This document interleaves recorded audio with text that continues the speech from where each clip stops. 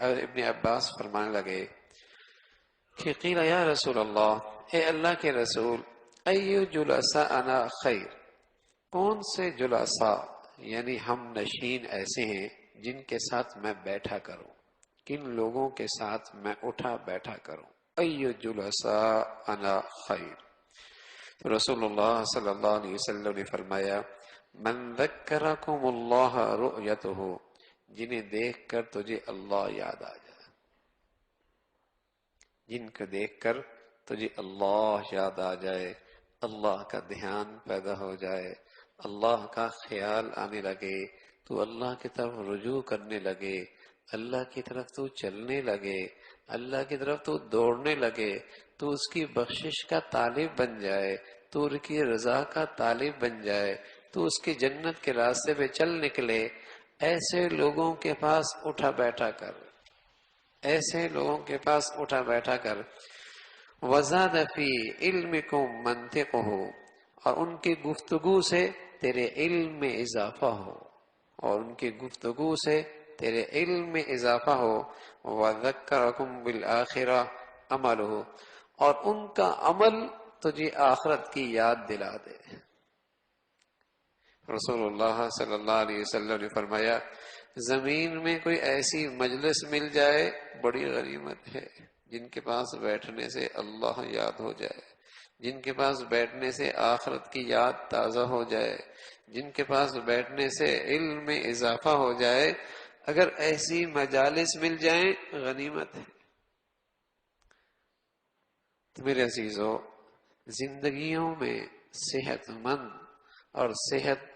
بھرے خیالات یا صحت بھرے اعمال جو آتے ہیں وہ اچھی صحبتوں سے آیا کرتے ہیں، اچھے ماحولوں سے آیا کرتے ہیں۔ پہلے تو یہ چیزیں بہت کثرت سے میسر ہوا کرتی تھی، ہر گھر میں، ہر محلے میں، ہر جگہ ہی اللہ کے نیک بندے ہوا کرتے تھے۔ نانی کے پاس گئے وہ اللہ والا، دادی کے پاس گئے وہ اللہ والی، ہاں دادا کے پاس گئے وہ اللہ والا۔ تو بچوں کو نئی نسل کو یہ ماحول کثرت سے ملا کرتا تھا، بڑے بھی انہیں اچھی باتیں سکھاتے تھے، نانی نانا بھی اچھی باتیں سکھایا کرتے تھے، ان کی تربیت ہر ماحول میں ہوتی رہتی تھی۔ اور اب میرے عزیزو، کسی کے پاس وقت کوئی نہیں۔ اب میرے بچوں کو سکھانے والے کون ہیں؟ ظاہر ہے انہیں کوئی نہ کوئی تو صحبت چاہیے نا،